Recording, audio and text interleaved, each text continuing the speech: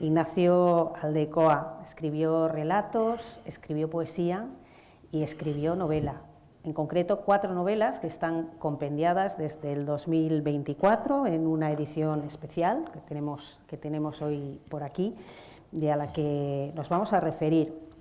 Pero vamos a intentar, dentro de la novela, de esas 4 novelas que nos dejó en herencia Ignacio Aldecoa, buscar ese punto poético que tiene la poesía de Ignacio Aldecoa. Lo vamos a hacer de la mano de Javier Laveira. Javier es filólogo, crítico literario, escritor en diversos géneros y además también gestor cultural. Licenciado en Filología Hispánica por la Universidad de Málaga, fue nombrado en 1986 director de publicaciones del Centro Cultural Generación del 27. A partir del 96 desempeñó el puesto de coordinador de actividades del área de cultura de la Diputación de Málaga. Desde 2007 es director de la Biblioteca del Centro Cultural Generación del 27. Como creador literario ha publicado numerosas obras, entre ellas el cuaderno de poesía Luces de Heráclito, el libro de relatos Las estaciones del abandono, la compilación La mar de escritos, artículos, el de aforismos a mano y sin permiso, entre otras. Es además colaborador habitual de diferentes medios de comunicación.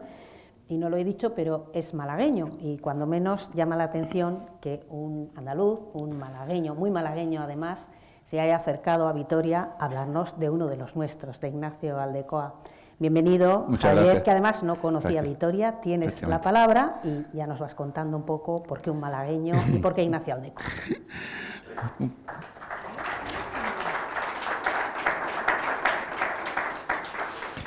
Pues muchas gracias, Raquel. Muchísimas gracias a la Casa de Cultura Ignacio Aldecoa y especialmente, como siempre, al público que acude a estos actos. Yo que, como ha dicho Raquel, pues también he organizado muchísimos años actos culturales, ¿no? La satisfacción es inmensa por estar aquí y ilusión, emoción, aunque también un poco de osadía por lo que ha dicho ella, ¿no? Un malagueño, hablar de Ignacio Aldecoa en la tierra de Ignacio Aldecoa. Para mí significa la cuadratura de un círculo vital, una historia que a ustedes no les atañe, pero que, si me lo permiten, voy a mencionarla muy escuetamente. Yo era un chico, un joven, que su destino era estudiar matemáticas porque era lo que me gustaba, era para lo que más servía, ¿no? Pero con 16 años topé en el instituto con un profesor. Esto pasa habitualmente, que los profesores influyen decisivamente. Topé con Hipólito Esteban Soler, quien fue el responsable de apartarme del camino de la ciencia exacta y tomar el totalmente inexacto de la filología hispánica, ¿no? Hipólito se apasionaba por la literatura, la explicaba, la vivía, recitaba en castellano antiguo el poema de Mio Cid, las coplas de Manrique, las escenas teatrales de Valle Inclán y García Lorca, los poemas de Manuel Alto Aguirre y Emilio Prado, los dos poetas de la generación del 27 malagueño, los sonetos de Blas de Otero, y la mayor de sus pasiones literarias, la que sentía y siente aún por Ignacio Aldecoa, a cuya obra ha dedicado toda su trayectoria filológica, ese cráneo privilegiado, parafraseando a Valle, que ha sido y es Hipólito Esteban Soler, el responsable de esta edición que hoy presentamos, ¿no? A partir de ahora lo citaré mucho, pero lo citaré por su nombre de pila para no hacerlo muy largo, ¿no? Nos transmitió a los alumnos una doble admiración por Aldecoa, por su persona, una persona machadianamente buena, éticamente honrado a carta cabal. Son odiosas las comparaciones con otros autores que se metieron en Honduras, muy difícil de justificar desde un punto de vista humanista, como ocurrió con Alfonso Sastre. Vamos a dejarlo ahí. Teórico y practicante, Aldecoa de un gran amor a la libertad, a la justicia, a la solidaridad con el ser humano, comprometido sin fisuras con los sufrientes de la sociedad española de su tiempo, pero también con la verdad, con la honestidad, con la autenticidad. Persona muy auténtica, Ignacio Aldecoa, la verdad. No se dejó nunca manipular por individuos, por corrientes ni sectarismos de ningún tipo. Pero yo he venido a hablar de su literatura, el segundo motivo de admiración que profeso por Ignacio Aldecoa, y hoy el más importante aquí, claro. Y ya en ese ámbito literario voy a tratar de señalar, de mostrar, de desarrollar y valorar en todo lo que se merece ese rasgo diferenciador que eleva las novelas de Ignacio Aldecoa por encima de las novelas de los escritores de su época, de su generación. El elemento poético, también llamado por algunos críticos y por él mismo elemento poemático. De paso, me voy a permitir, con la venia de ustedes, recomendarles la lectura de algunos libros cuya autoría no corresponde al Aldecoa, pero cuyos títulos van a surgir aquí en esta charla durante su transcurso. Tras la charla dedicaremos unos minutos a esta edición de las novelas completas que publicó en 2023 la Fundación José Antonio de Castro en edición del profesor Esteban Soler, de Hipólito, de mi maestro. Jean-Paul Sartre afirmaba que una novela es la azarosa empresa de uno solo. Este guante lo recogió Ignacio Aldecoa para manifestar: no creo en las escuelas literarias, sino en los escritores individualizados, distintos y solos. Y es verdad, no cabe duda del carácter individualista de la personalidad y la obra de Ignacio Aldecoa, pero tampoco de su pertenencia a la generación del medio siglo. Los narradores de la generación del medio siglo fueron, por supuesto, coetáneos, y además mantuvieron entre ellos amistades y relaciones personales muy estrechas: Jesús Fernández Santos, Carmen Martín Gaite, Sánchez Ferlosio, Alfonso Sastre, Medardo Fraile, Caballero Bonal, y los ejemplos ya más supremos, claro, que son Ignacio Aldecoa y Josefina Rodríguez, que fueron pareja y matrimonio, y Carmen Martín Gaite y Rafael Sánchez Ferlosio, que también lo fueron. Cursaron estudios y vivieron experiencias comunes, afinidades ideológicas, similitud en su concepción de la literatura, en sus referentes novelísticos. En definitiva, estos autores, junto con otros, Juan Benet, García Hortelano, Juan Goytisolo, Lauro Olmo, cumplen con creces esos requisitos críticos que se ponen para ser considerados una generación literaria. Incluso más que otras generaciones literarias que ya están absolutamente consagradas, como la generación del 98, sin ir más lejos. Parece que esta generación, o en mi opinión, cumple incluso más requisitos críticos. Es el momento de reconocer, en honor a la verdad, el escaso interés de las novelas de los años 40 en España, hombre, con excepciones. Obviamente la familia de Pascual Duarte de Cela, aunque a mi juicio esta obra está un poquito sobrevalorada y de hecho ha resistido regular el paso del tiempo. Sobre todo nada de Carmen Laforet. Y para mi gusto también La sombra del ciprés es alargada de Miguel Delibes. Pero comparado con esto, la década de los 50 ocurre o tiene lugar profundos intentos de renovación. Francisco Rico dijo que en el decenio de los 50 hubo en España un auténtico resurgimiento de la novelística, y creo que tiene razón. Respecto al nombre del grupo, que tampoco tiene mucha importancia, pero se han propuesto de todo tipo de nombres. Generación del 54, porque fue cuando apareció Los Bravos de Jesús Fernández Santos, que se considera como la primera novela de esta generación. Generación sesentista, generación de 1950, del realismo histórico, del realismo objetivo, testimonial. Bueno, da un poco igual, ¿no? A mí me gusta la generación del medio siglo, me gusta especialmente. En cuanto a ajustar su fecha, bueno, también es complicado, así que un solo ejemplo solamente aproximativo, ¿no? El de otro crítico, Eugenio de Nora, que lo considera entre los nacidos entre 1922, Lauro Olmo, y 1935, Juan Goytisolo. Lo que está claro es el predominio de una literatura realista. Ese término es clave, realista. ¿Pero qué se entiende por literatura realista? ¿Qué podemos entenderlo, no? Con a veces sustanciales diferencias, comparten un propósito, como dijo también Francisco Rico: ofrecer el testimonio de un estado social desde una conciencia ética y cívica. Pero ni el testimonio ni la conciencia cívica son literatura. Puede ser moralmente maravilloso, pero no es literatura. Es importante no perder esto de vista. Asumen una triple influencia que en realidad se encierran dos: el neorrealismo italiano y la Lost Generation norteamericana. Y ya en muy poca medida el movimiento francés conocido como Nouveau Roman. En cuanto a la valoración de los autores, no comparto con Ángel Basanta, otro crítico, que el escritor más importante de esta generación sea Juan Goytisolo. Creo que es el que mejor se autopromocionó, en ocasiones por medios extraliterarios, e incluso a veces de un modo, para mí, moralmente discutible por la distancia entre lo que predicaba y lo que practicaba. Pero yo quiero hablar de literatura. Gonzalo Sobejano precisó 3 rasgos temáticos comunes: la infructuosidad vital de los personajes, su soledad social y la guerra como recuerdo y sus consecuencias. Y ejemplifica precisamente con Ignacio Aldecoa. Le cito: los guardias, gitanos y pescadores de las novelas de Aldecoa están solos, como los segadores, los fogoneros, los albañiles o los camioneros de sus cuentos.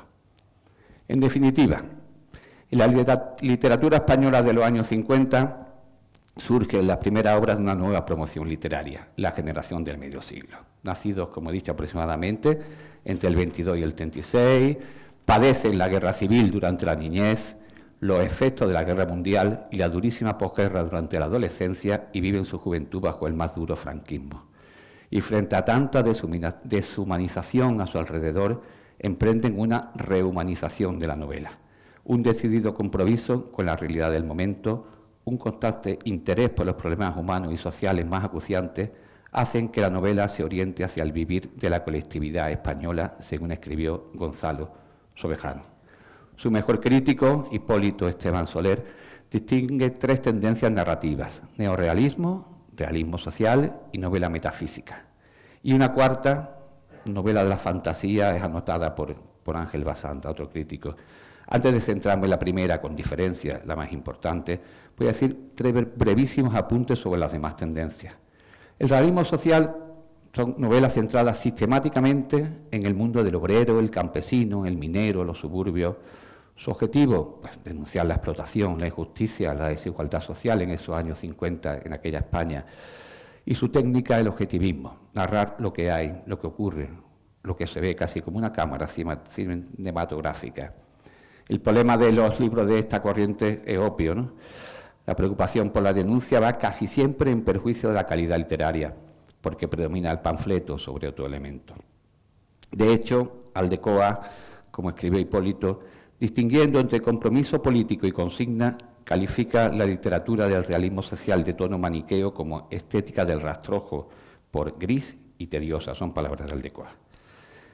En mi opinión, la obra maestra de esta corriente es 2 días de septiembre de Caballero Bonal, porque aúna esa denuncia con una escritura francamente admirable. La novela metafísica para mí tiene poca relevancia, la verdad. Según sus cultivadores, analiza la existencia humana, pero de aquella manera. También se denominó novela intelectual, pero ya digo que para mí dio pocos frutos que mereciesen la pena. Don Juan, de Torrente Ballester, o El hombre que se parecía a Orestes, de Álvaro Cunqueiro, pues son interesantes, la verdad. Y en cuanto a lo de fantasía, prevalece en ella la imaginación desbordante de historias fantásticas, como su nombre dice, ¿no? Y me iba a permitir destacar 2 libros: Las crónicas del Sochantre, de Cunqueiro, y muy especialmente Alfa Nui, bueno, que en realidad se llama Historias y andanzas de Alfa Nui, de Rafael Sánchez Ferlosio. Ese libro sí que merecería un comentario aparte y hasta un cum laude. Curiosamente, Alfa Nui es de 1951, el mismo año que La Colmena. La corriente neorrealista, tras la Segunda Guerra Mundial, la cultura italiana, el arte, la literatura, el cine sobre todo, rejuveneció. La literatura y el cine neorrealista se convirtieron en símbolos de ese rejuvenecimiento, que consistió sobre todo en el mayor interés en la elaboración lingüística, técnica y formal de sus obras, ¿no?, que ganaron en coherencia artística y calidad literaria. Las 2 semanas de cine italiano, celebradas en Madrid en el 51 y el 53, contribuyeron de forma especial a difundir el cine neorrealista, sobre todo representado por el director Vittorio De Sica y el guionista Cesare Zavattini. Roma Città Aperta es de Rossellini, es del 45, es anterior, ¿no? Y Ladrón de bicicletas de Sica es del 48, pero hasta los años 50 no llegan a España, ¿no? ¿En qué influye en Aldecoa? Pues el neorrealismo estuvo muy atento a la realidad social y sobre todo en cómo esa realidad social influye en la vida de las personas, casi que las determina.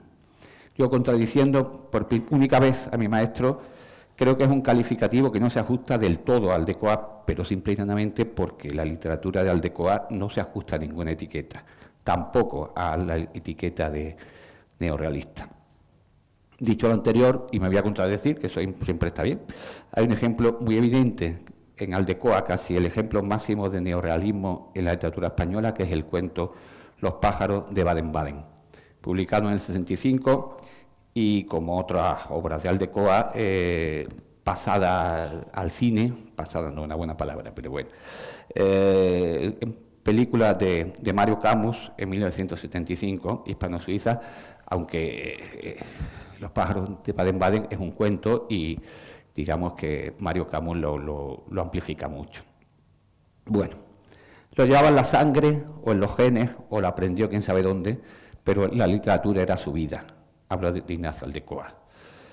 A través de sus palabras todavía lo percibimos mejor. Dijo: es una actitud ante la vida, no un medio de vivir.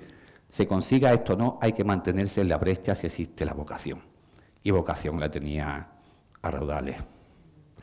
En 1955, ojo, en 1955, que llevaba poco tiempo escribiendo Aldecoa. Josefina Rodríguez de Aldecoa escribió lo siguiente: Ignacio es escritor de oficio, de escribir vivimos. Ignacio es escritor desde que tiene uso de razón, o seguramente desde antes. Casi me atreveré a decir que lo es fisiológicamente, que la literatura es para él una forma de manifestarse no solo espiritual, sino también ética. Aldecoa, como teórico o teorizador de la literatura, a diferencia de otros creadores, tiene poca enjundia, fue casi exclusivamente un creador. Hipólito señala: no publicó ningún trabajo importante de estricta teoría, por lo que no podemos basarnos en un corpus de ideas sistemáticamente expuestas para esbozar su posible poética narrativa. Hay un considerable material bibliográfico de entrevistas y comentarios, pero muy disperso, ¿no? En algunos de esos casos explicita sus ideas, pero en la gran mayoría es necesario interpretar sus declaraciones y a veces incluso contradictorias, añade Hipólito. En suma, nunca fue un buen teórico de la literatura, ni la de los demás, ni la suya, pero yo es que pienso que es que no le importaba la teoría, le importaba la práctica. Sus teorizaciones rotundas, a veces como fogonazos, creo que tienen bastante de provocación, incluso de debutar en algunos casos humorísticas. Por ejemplo, cuando escribió: o se es épico o se es lírico. No obstante, hay una cita que sí merece la pena ser tomada en serio y glosada. Es la siguiente: ser escritor es antes que nada una actitud en el mundo. Yo lo he visto y veo continuamente cómo es la pobre gente de toda España. No adopto una actitud sentimental ni tendenciosa. Lo que me mueve es sobre todo el conocimiento de que hay una realidad, cruda y tierna a la vez. Esto es muy importante, cruda y tierna, que está casi inédita en nuestra novela. No estoy de acuerdo con el comienzo. La literatura no depende de una actitud, ya lo dije antes. La literatura es un arte, es una forma de escritura, un argumento, un tono, unos personajes, una técnica, un estilo. Justamente lo que él ofreció a sus lectores. Dicho lo anterior, sí pienso que acierta en lo demás que desea transmitir: la realidad como el punto de partida y el objeto de su obra, tratada con un seductor cóctel de crudeza y ternura. Acordáis que antes lo nombré: crudeza y ternura. La crudeza de la vida misma y más de la vida de la España de los 50. Y una ternura que nada tiene que ver con sentimentalismo, sino, a mi modo de ver, emparentada con el viejo y hermoso concepto de la pietas romana, esa virtud atribuida al héroe fundador de Roma, Eneas, y que Cicerón definió como la virtud que nos exhorta a conocer y cumplir con nuestro deber en nuestro país o con nuestros padres u otros parientes de sangre. También es válido el concepto de pietas en la acepción hacia la que ha evolucionado en la lengua castellana desde su etimología: piedad, compasión. Ya en su tesis doctoral, Hipólito advirtió que, lo cito: la novedad que aporta Aldecoa a la literatura española consiste en descubrir la excepcionalidad dentro del vivir cotidiano, la épica en la aparente vulgaridad, las terribles crisis, los valores eternos del hombre en la sociedad que le es más inmediata pero menos observada. Para ello tiene un material inagotable: los oficios, las ocupaciones monótonas e ineludibles de cada ente humano en el esfuerzo por la supervivencia y la dignidad y felicidad en ella. Yo bebo mucha agua, se lo he advertido a Raquel. La bebo siempre, además. Pero hoy, después de visitar ya esta ciudad y de algún que otro chacolí y algún que otro pincho, pues lógicamente... Que es que le he visto beber tanta agua que le he preguntado, ¿bebes algo más? Y me ha dicho muchas cosas más. Bueno, si hubiese que sintetizar en una sola frase el tema fundamental de la obra de Aldecoa, cabría señalar que reside en la complejidad de las relaciones humanas. Y de ahí se despliega un amplísimo abanico de subtemas conformados por aspectos trascendentes de la existencia, la brevedad de la vida, la soledad, el egoísmo, las frustraciones, el deber, el amor, el deseo, la muerte. Y para todo ello centra su atención en seres vulgares, entre comillas, de vida gris, de quienes mostrar el vacío, ese grisáceo de sus vidas, el dolor, eligiendo personajes de trabajo humildes, pero que cultivan sus oficios con seriedad, responsabilidad y entrega, residiendo ahí su admirable dignidad. Escribió, según frase bellísima de su compañera Josefina, sobre seres para quienes la vida es una espera de tercera clase. Es bellísima esta frase. Y ya va siendo hora de nombrar el rasgo más diferenciador de Aldecoa, el que lo individualiza sin parangón con ningún otro autor de su generación dentro del medio siglo, el elemento poético. Y también toca ya hablar de Carmen Martín Gaite. Sus tres credenciales para referirse y escribir sobre Aldecoa: amiga, muy amiga, escritora y crítica. Amiga desde que comenzaron juntos la carrera de letras en Salamanca, ella era de allí, en 1943. Se reencontraron en Madrid a finales del 48 y mantuvieron, como he dicho antes, una estrecha, afectuosísima y noble amistad hasta la muerte de Ignacio. No puedo menos que recomendar el libro de Carmen Martín Gaite titulado Esperando el porvenir. Su contenido, las 4 conferencias que pronunció la Fundación Juan March por el homenaje que le fue organizado a Ignacio al cumplirse 25 años de su muerte. Empezó siendo poeta, y eso habrá que tenerlo muy en cuenta al analizar el estilo de sus cuentos. Advierte pronto Carmen Martín Gaite. Y en efecto, Ignacio Aldecoa se inició literariamente en la poesía. Eso no, lectores... Hay muchísimos lectores de Aldecoa que esto no lo saben, tampoco es que haya que saberlo, pero es verdad. Sus 2 libros de poemas, sus 2 primeras publicaciones, eran 2 libros de poemas, Todavía la vida, en 1947, y Libro de las algas, en el 49. 2 cuadernillos, dice Martín Gaite, distribuidos por gredos a 10 pesetas cada uno y hoy inencontrables, escribía Carmen en 1994, pero... En 2025 sí pueden conseguirse por internet algún ejemplar de esas ediciones, a precio de oro, claro. Sin embargo, los 2 libros fueron editados conjuntamente aquí, en Vitoria, en 1989, por la Diputación Foral de Álava, y los ejemplares de esta edición sí se encuentran a un precio no barato, pero bastante razonable. Sobre el segundo escribió Josefina Rodríguez, un libro muy querido por nosotros, con olor a mar, con nostalgia de costas oscuras y playas luminosas, con canciones marineras que a veces cantamos. Y añade Martín Gaite, en una frase tan bella como significativa, nada más abrir el segundo parecía como si el mar se nos hubiera metido en casa. Y recita, verde la quilla, verde tu meridiano 180, verde de hormigas, de islas, de meteoros. Solía afirmar Ignacio, recuerda Josefina, que su vocación de escritor nació en él como una rebeldía frente al medio burgués, limitadísimo, de su ciudad, esta ciudad, en aquellos tiempos. Y en palabras del propio Ignacio, si no pudiera escribir, ¿qué haría? Intentar escribir, dijo en el periódico Baleares de Mallorca en enero del 68, solo 1 año y pico antes de fallecer. Es especialmente interesante, pero no tengo tiempo para dedicarle más atención, su relación con el postismo, esa especie de surrealismo ibérico que crearon Carlos Edmundo de Ory, Eduardo Chicharro y Silvano Cernesi a mediados de los 40 en Madrid, con sus manifiestos y todo, con el propósito de, cito a Martín Gaite, estimular la fantasía, la espontaneidad y la ruptura con toda norma. No siguió ese camino Ignacio Aldecoa, pero dejó huellas. De cuando en cuando surge en sus relatos una metáfora postista, que es bastante adorable. Según Caballero Bonal, el aprendizaje poético va a marcar, en cierto modo, los fértiles preámbulos de Aldecoa en la esfera de la prosa narrativa. Aseguraba Aldecoa el mismo Aldecoa, en una entrevista en el 56, el aliento poético de uno sigue en su prosa.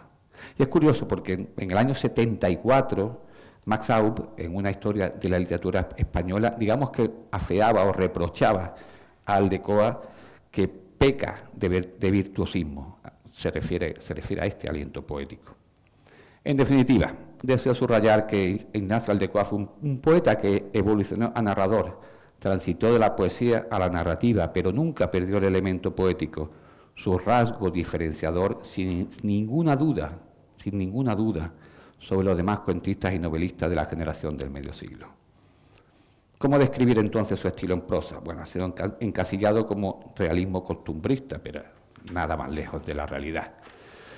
Carmen Martín Gaite, volvemos a ella, consideraba que no es tan fácil de clasificar como han creído algunos y muy propenso al emparejamiento de adjetivos contrarios. Y lo cierto es que en su fusión literaria de elementos contrarios iba mucho más allá de los adjetivos, ya que su estilo era al mismo tiempo realista y poético. En conversación con el escritor jesuita Rosendo Roch, respondió elocuentemente el propio Aldecoa: el estilo, un anhelo de precisión verbal. Me atengo a la economía verbal, asedio la exactitud y deseo la expresividad. Fundamentalmente lo que me interesa del idioma es su expresividad, también su exactitud, pero sacrificaría incluso la exactitud a la expresividad. Sacrificaría la exactitud a la expresividad. Esa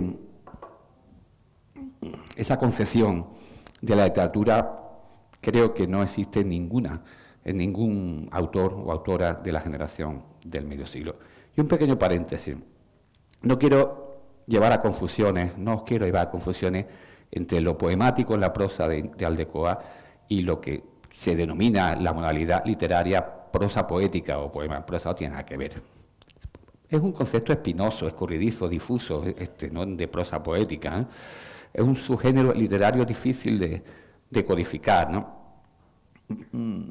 El profesor José Antonio Millán Alba atinó, en mi opinión, a señalar que tiene lugar cuando en la conciencia del autor prevalecen unos mecanismos de construcción poéticos y retóricos cuya función ya no resulta ornamental ni lúdica, sino que constituye la esencia, la experiencia y la aventura misma del acto poético. Escribió Charles Baudelaire: ¿quién de nosotros no ha soñado con el milagro de una prosa poética, musical, sin ritmo ni rima, lo suficientemente flexible y dura como para adaptarse a los movimientos líricos del alma, a las ondulaciones del ensueño y a los sobresaltos de la conciencia? Hay un libro de Aldecoa en que es evidente que practica la prosa poética, el único, el maravillosísimo Cuaderno de Godó, cuaderno de viaje por el archipiélago del Canario, y que tengo el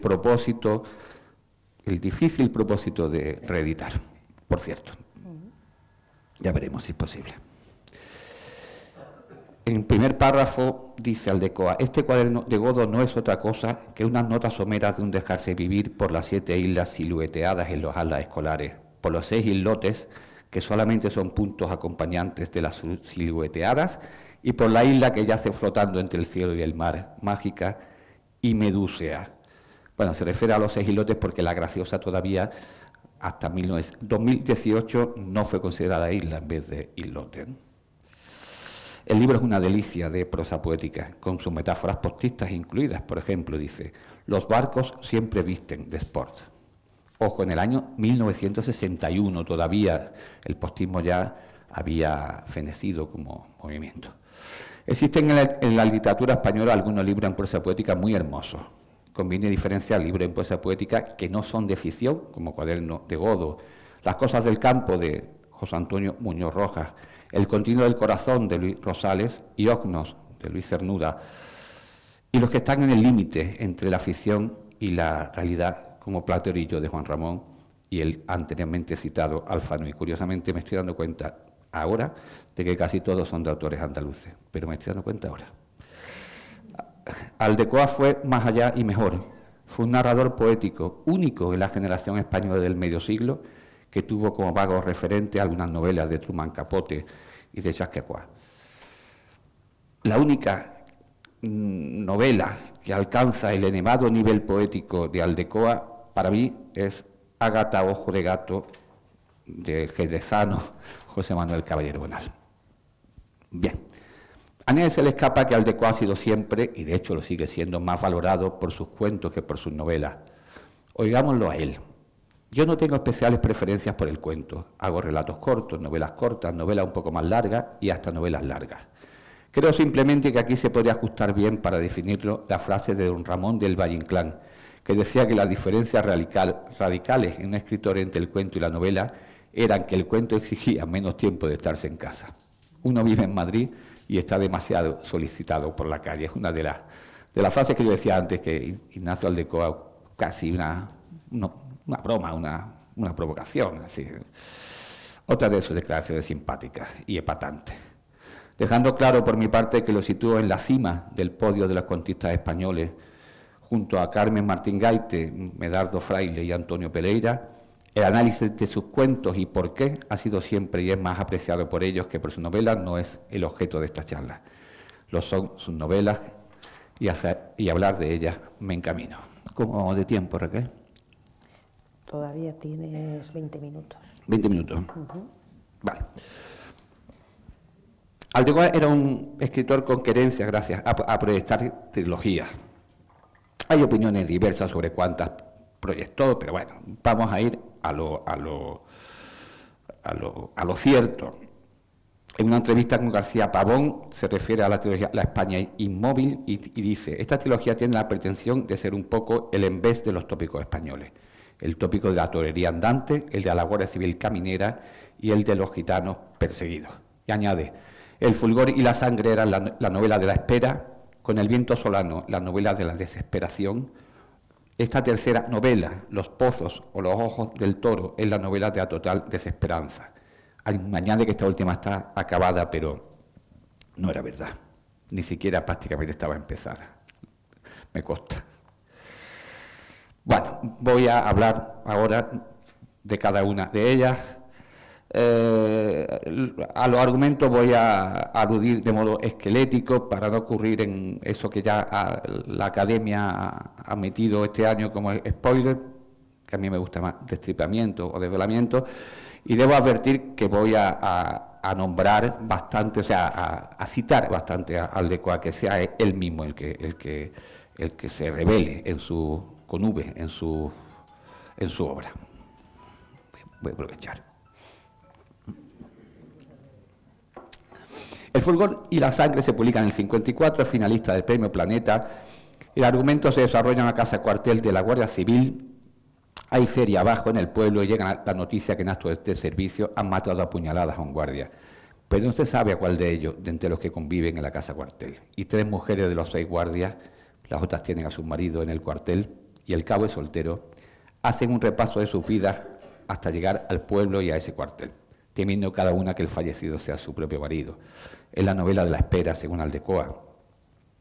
La aclamación novelística del insoportable peso de la espera, parafraseando el famoso título de Milan Kundera. Cabe esperar una espera más dramática. Oigamos el inicio de la novela. De vez en cuando arrastraba el pie por la pista de las hormigas y producía el desastre. Luego, aburridamente, contemplaba la triste y perfecta organización de los insectos hasta que la normalidad y la urgencia de la normalidad volvían. Bien, es un párrafo que no contiene, o sea, muy bien escrito, pero no contiene elementos poéticos. No es una descripción convencional, pero no ha desarrollado en Aldecoa su estilo poético. Hay que explicar las muestras poéticas a lo largo de toda la novela. Yo, solamente una. Sobre la muralla, sobre los muchachos, alzó el hombre la mirada observando el vuelo de un azor.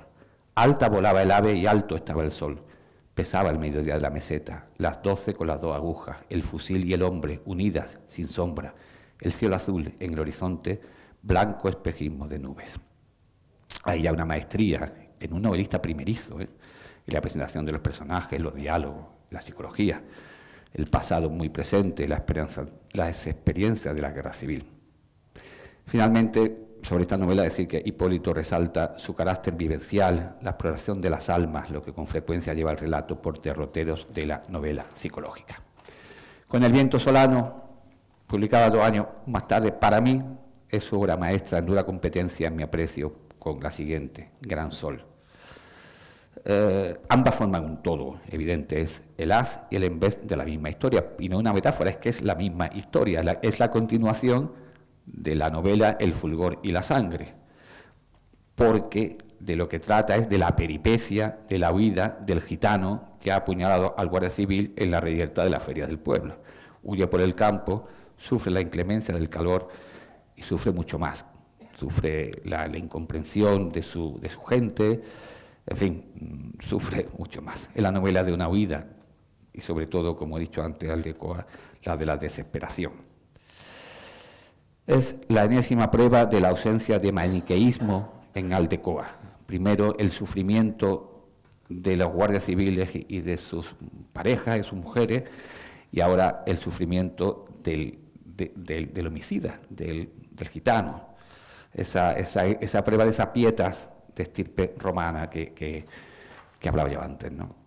Tuvo influencia en el aspecto cinematográfico, pero yo creo que no llegó a tanto. Supone un desarrollo singular de las concepciones de Aldecoa sobre la novela, como apunta Hipólito. En mi opinión, el gran salto está en lo poemático. Primer párrafo.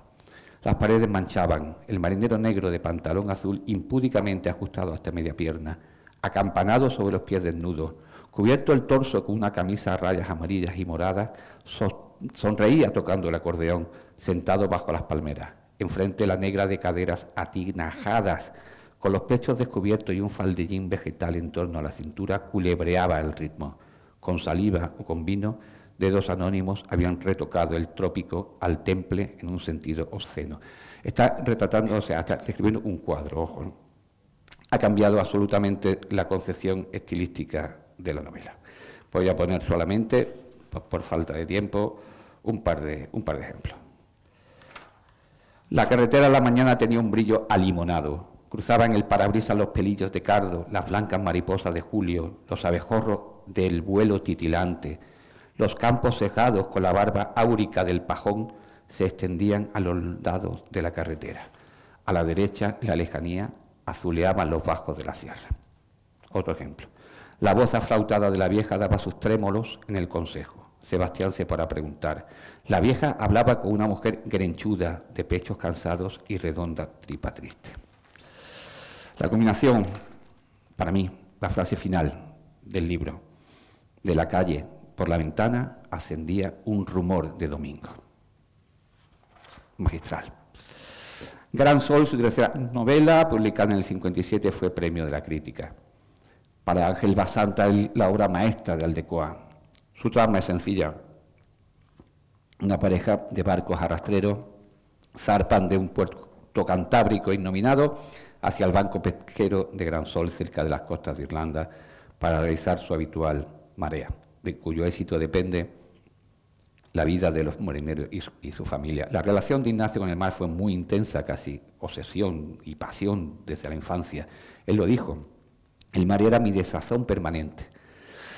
También en su lectura leía las novelas marítimas, Baroja, Melville, Hemingway, Conrad, otros. Los grandes libros de mar no eran solo novelas de aventura, dice Aldecoa, eran la presencia del hombre midiéndose con el obstáculo. Carmen Martín Gaite testimonia que Aldecoa se embarcó muchas veces, y una de ellas fue en el verano del 55, en un bacaladero, faenando con los pescadores en las mismas aguas que los personajes de Gran Sol. Su imagen del mar era la libertad, la aventura y, añado yo, fuente de inspiración poética. Es una novela del mar, pero no del mar de la aventura, sino del mar del trabajo y específicamente de los pescadores de altura. El comienzo, una cita evangélica, la cita evangélica de un agnóstico, ¿no? que lo cuente.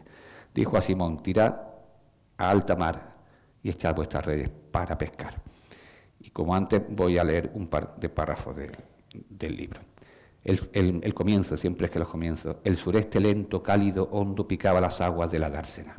Lejana amarilleaba la mar abierta. En el cielo del atardecer se apretaban las nubes como un racimón de mejillones, cárdeno y nacarado. Las gaviotas daban su grito estremecido revoleando el puerto, garreando las olas. Un barco monitero navegaba hacia la línea de atraque. Baja la mar, bajo y áspero el rum del motor. Su maestría para iniciar los capítulos, su maravilla de estilo.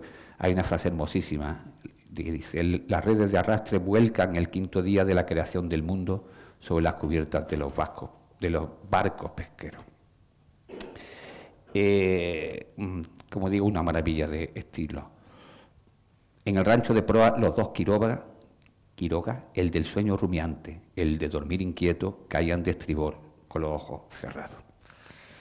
Gran Sol se diferencia de sus anteriores, sus predecesores españoles, cultivadores de novelas del mar, del costumbrismo de Pereda o Palacio Valdés, de la intencionalidad social de Blasco Ibáñez, o de la acción, el pintoresquismo, etcétera, de Baroja. Eso afirma Hipólito Esteban Soler. A mi juicio, Gran Sol es un formidable desafío novelístico, porque dedicar toda una novela a lo que ocurre en dos barcos faeneros para interesar al público de esa manera, al lector, hay que ser un enorme escritor.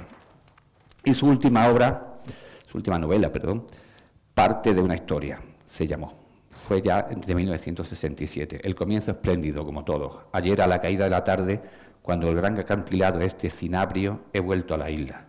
Las cabezas de los cazones y sus entrañas yacían en las rocas cercanas al muelle, arrojadas al creciente de la marea. Novela del mar, del trabajo. Aquí es la pesca de bajura.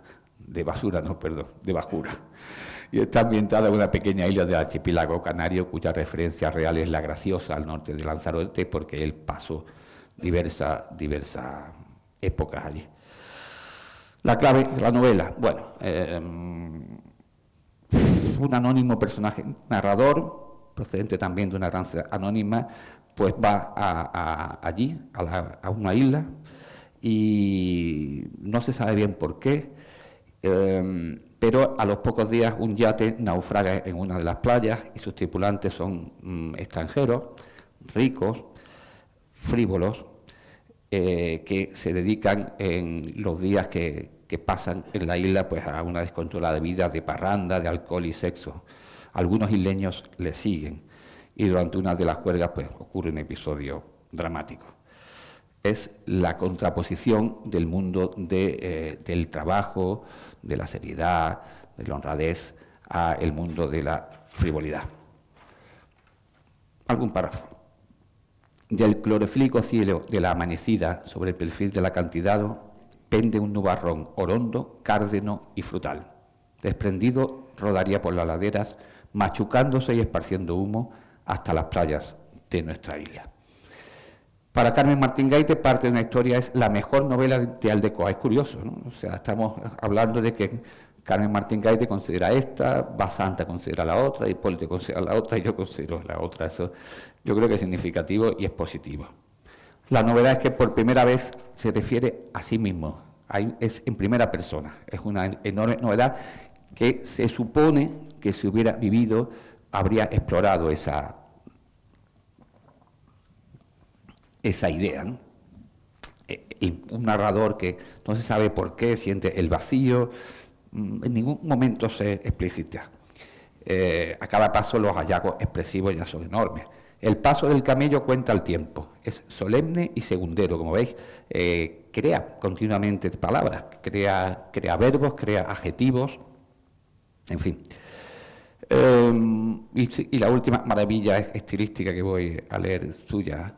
Las lámparas de petróleo decoran la tienda de Roque de luces teatrales. En las rinconadas, lo oscuro profundiza túneles, minas, cuevas por donde huyen, buscan o se refugian las miradas de los bebedores cansados del trago y de la fiesta. Los aromas de abacería se mezclan con el breote, la vinacha, el petróleo y el ron. Atufa la sudorina marinera.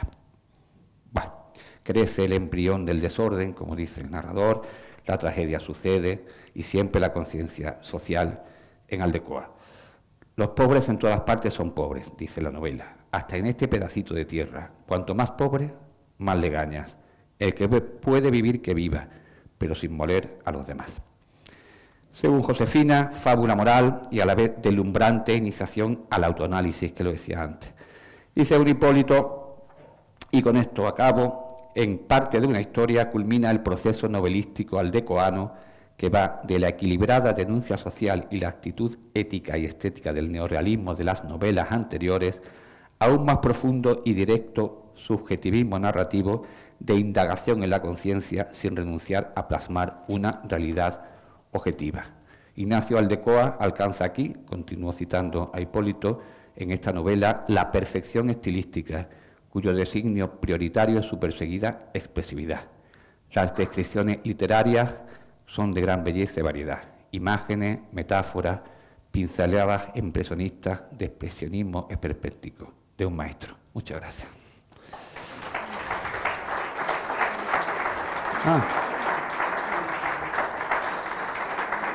La literatura como actitud ante la vida de alguien que estaba comprometido con la realidad social, que tal vez habría reflejado de una forma magistral esta realidad en la que vivimos ahora, y todo eso compendiado aquí en esta edición de las novelas completas de Ignacio Aldecoa. Reto, casi lo has dicho, pero reto, ¿con cuál te quedas de esas 4 novelas? El fulgor y la sangre, Con el viento solano, Gran Sol, Parte de una historia. Pues sí. Solo puedes leer una. Con el viento solano. Con el viento solano, no tienes claro. No, claro, no. Junto con Gran Sol, está ahí. Creo que las otras dos son un poquito inferiores. Eres malagueño, pero has demostrado que te ha seducido un vitoriano, además mucho, ¿no? Un enamorado de Ignacio Aldecoa. Javier, ¿Aldecoa tiene el hueco que la historia de la literatura tenía que haberle dado? Probablemente no. Probablemente no. Estamos hablando, hombre, decir quién es el mejor de todos, o que eso es difícil, ¿no? En arte y en casi todo. Pero la verdad es que Ignacio Aldecoa parece claro que es el mejor cuentista español del siglo XX. Que eso es decir, pues palabras mayores, el mejor cuentista español del siglo XX. Entonces, como tal, debería estar en los altares por completo. Y, hombre, está muy reconocido, pero no está en los altares. ¿Está reconocido dónde? Porque yo casi estoy convencida de que si ahora salimos a la calle y cogemos un segmento de edad, pues no sé, entre 20 y 35 años, no me quiero ir ni por arriba ni por abajo, a lo mejor nos llevamos una sorpresa sobre el nombre, seguramente se reconoce. ¿Quién era Ignacio Aldecoa? Igual ya no tanto. Pero es que lo has puesto muy difícil, porque si ahora vamos a la calle, personalmente 35 años, y le preguntamos quién es James Joyce, pues vamos a ver. Lo has puesto muy difícil. ¿Entre 20 y 35? Hombre, no sé. Ese es otro tema. ¿Hay que leer o releer a Ignacio Aldecoa? Siempre sí, ¿no? Es evidente, ¿no? Es evidente. Sí, ya digo que es el mejor cuentista español de todo el siglo XX, como que no, quien quiera incluso iniciarse, ¿no? En los estudiantes en lo que es el cuento español, y no solo español, porque recoge, como he dicho antes, las influencias de la generación perdida, las influencias del neorrealismo italiano, pero quien quiera saber lo que es unos cuentos fantásticamente escrito, y pues tiene que leer Aldecoa, claro. Quien se anime a leer por primera vez las novelas de Ignacio Aldecoa va a encontrar evidentemente ese compromiso que él tenía con la realidad de su tiempo, pero ¿va a encontrar paralelismos con la realidad en la que vivimos hoy? Hombre, lógicamente, claro. Sigue habiendo desigualdades, sigue habiendo, me parece que he dicho antes, personas cuya vida es de tercera clase o algo así. Por supuesto que va a encontrar, sigue habiendo personas oprimidas. Claro que sí lo hay. Aunque yo insisto, eso se puede denunciar por muchísimos cauces. Pero la gran valía de Aldecoa no es que lo denunciara, que también, sino es su literatura. Seguro que los que se encuentran aquí en la sala también tienen alguna pregunta. Como siempre, ya sabéis, levantáis la mano, os acercamos un micrófono y formuláis la pregunta, y seguro que Javier, si está de su mano, la responde encantadísimo. ¿Hay alguna cuestión? Si por aquí hay alguna, un segundito, le acercamos el micrófono.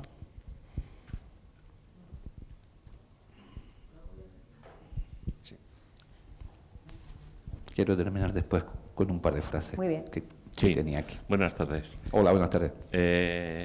No me ha quedado claro qué participación había tenido él en el 67, cuando dices que se estableció en La Graciosa y hubo un accidente de un barco y hubo allí unos actos... No, me he explicado mal. No, o yo te he entendido mal. Él estuvo varias veces en La Graciosa, le encantaba estar allí y tal. Y de ahí nace su, vamos a llamarle, inspiración para escribir su cuarta y desgraciadamente última novela, que se llamó Parte de una historia. La ambienta en una isla que no dice el nombre, pero claramente es La Graciosa, y a partir de ahí todo es ficción. Ese naufragio de ese yate con esos extranjeros, todo eso es ficción. Es decir, él, para hacer el fulgor y la sangre y con el viento solano, él se pateó Castilla-La Mancha para meterse. Para el Gran Sol se embarcó en un barco faenero hasta allí, hasta las costas de Irlanda. Y aquí pues también centró su novela en una geografía que conocía perfectamente y en un vocabulario de los parroquianos que conocía perfectamente. Pero todo lo demás es invención, es ficción, vamos. Por aquí creo que había alguna... ¿Sí? Sí. Sí. A ver, así, sí. Sí. Es que yo entiendo que esta generación, después de la guerra, pues todos estos escritores, artistas, mujeres, todos son como muy poco conocidos. Pues en la España de entonces, pues la cultura pues era lo último de lo último. Claro. No había, las escuelas te enseñaban pues lo que les enseñaban a nuestros padres y nuestros abuelos. Entonces, pues estos se han quedado ahí como estancados, estos artistas y estos escritores. Y es una pena que un escritor de este calibre y de esta altura pues sea poco conocido, incluso pues en su ciudad natal, porque lo que habías dicho, salimos a la calle con los de 35 no, y con los de 65 y 70 tampoco, que esos son los que debieran de conocerlos, porque eran sus coetáneos, como ahora conocemos, bueno, ahora no me voy a acordar de ninguno, pero le han dado un premio pues hoy mismo a Pavón. ¿A quién?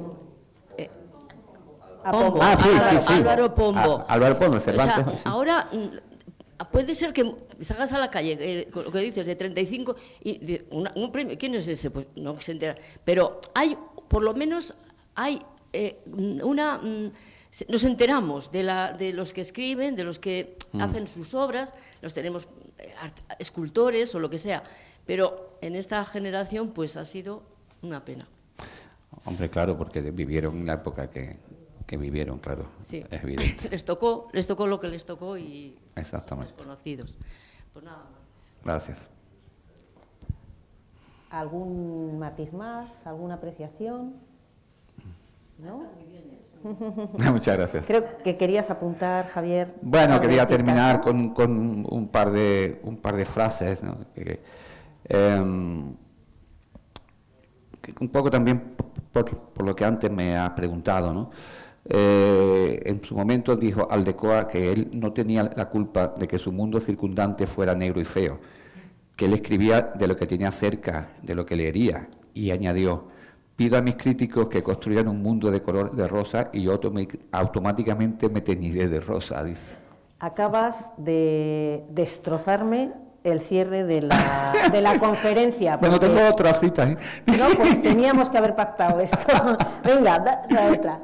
Sí, pero Una más, no, después sí, acabas claro. tú, ¿no? Vale. Bueno, un crítico, José Ramón Marra López, que por cierto, confieso que no lo conozco, vamos, que no sé, en noviembre del 59, pero explicando cosas sobre Aldecoa para prepararme esto, encontré la verdad, una gran página, una gran cita, ¿no?